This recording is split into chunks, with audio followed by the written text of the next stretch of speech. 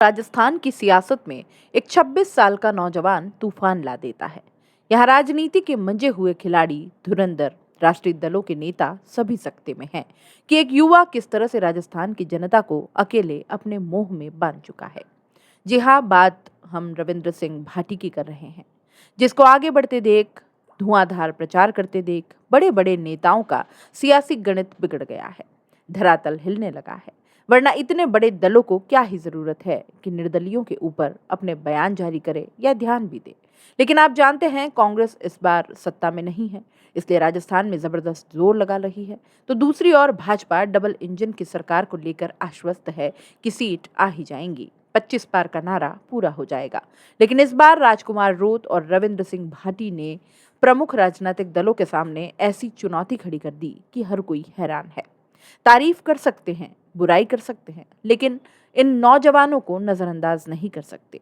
बहरहाल राजपूत समाज, जो भाजपा का कोर वोटर है, काफी बड़ा वोट बैंक है, उनकी नाराजगी इस वक्त भाजपा के साथ है। आप जानते हैं, रूपाला के विवादित बयान से समस्त राजपूत समाज आहत है, आक्रोशित है और कोर्ट में खाच का काम किया भाजपा ने रूपाला को टिकट देकर। अब राजपूत समाज भाजपा को सबक सिखाने की बात कर रहा है। ऐसे में भाटी पर गद्दारी का आरोप आग में घी का काम कर गया। आप जानते हैं कि बाड़मेर, जैसलमेर से निर्दलीय प्रत्याशी रविंद्र सिंह भाटी के खिलाफ भाजपा के आरोपों से राजपूत समाज काफी नाराज है। भाटी पर देशद्रोही के आरोप लगाए जाने के बाद करनी सेना के राष्ट्रीय अध्यक्ष महिपाल सिंह मकराना ने जवाब दिया है। मकराना ने कहा कि आपका भाई जिसने ताल ठोक रखी है, देश का पूरा युवा और 36 कौम उसे समर्थन कर रही है, उसे ही भाजपा का आईटी सेल गद्दार घोषित कर देता है। बकायदा वहां लिखा गया कि भाटी गद्दार। मकराना ने कहा, भाटी के खिलाफ हैशटैग चलाया गया, मेरा ननिहाल भाटी में है। आपके बाप दादा मर गए मुगलों को भगाने के लिए। बीजेपी वालों, पहले आप खुद तय करो कि मुगल कौन है। जिनको आपने सर्वे सर्वा समझ रखा है, वही मुगल तो नहीं है। हमारा साफा उछाल दिया, उस पर कोई कार्रवाई नहीं। उन्होंने भाटी का बचाव करते हुए बहुत कुछ कहा। सुनिए एक बार क्या कहा महिपाल सिंह मकराना ने। और अब आपका एक युवा भाई जिसने राजस्थान से ताल ठोक रखी है, पूरा देश का युवा उसको समर्थन कर रहा है, 3600 कौम का आदमी उसके लिए खड़ा है, रविंद्र सिंह भाटी बाड़मेर से। उसको परसों के रोज पूरी भारतीय जनता पार्टी की आईटी सेल देशद्रोही घोषित कर देती है। बाकायदा वहां लिखा गया, रविंद्र सिंह भाटी और भाटी गद्दार होते हैं, देशद्रोही होते हैं, ये लिखा गया और हैशटैग चलाया गया, मेरा ननियाल भाटियों में है, मेरा ननियाल भाटियों में है। कोई भाटी को, भाटी समुदाय को, राजपूत समुदाय को देशद्रोही बोलेगा, उस बॉर्डर पे किसी के माई के लाल में हिम्मत नहीं जो भाटी का सीना चीर के और पाकिस्तान से ये भारत की भूमि पे आ जाए। आपके बाप दादा मर गए मुगलों को यहां से खदेड़ते खदेड़ते।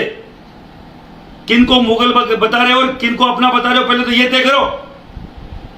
कहीं जिनको आपने सब कुछ सर्वे सर्वा समझ रखा, वही तो मुगल नहीं है।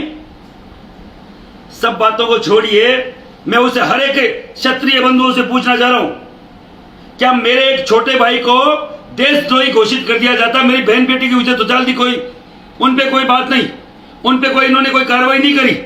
हमारी साफा उछाल दिया, टोपी उछाल दी, जो सम्मान का प्रतीक है, उस पर कोई कार्रवाई नहीं। और अब आपका एक युवा भाई जिसने राजस्थान से ताल ठोक रखी है, पूरा देश का युवा उसको समर्थन कर रहा है, 3600 कौम का आदमी उसके लिए खड़ा है, रविंद्र सिंह भाटी बाड़मेर से। उसको परसों के रोज पूरी भारतीय जनता पार्टी की आईटी सेल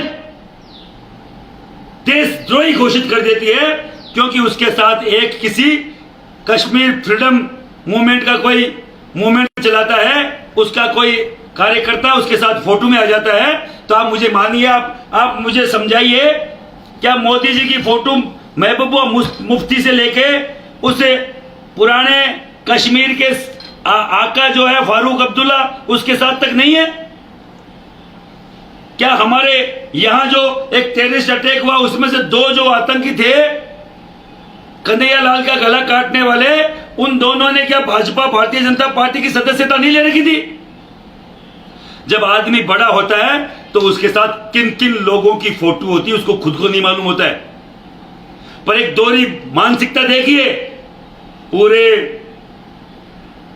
बाकायदा वहां लिखा गया रविंद्र सिंह भाटी और भाटी गद्दार होते हैं, देशद्रोही होते हैं, ये लिखा गया और हैशटैग चलाया गया।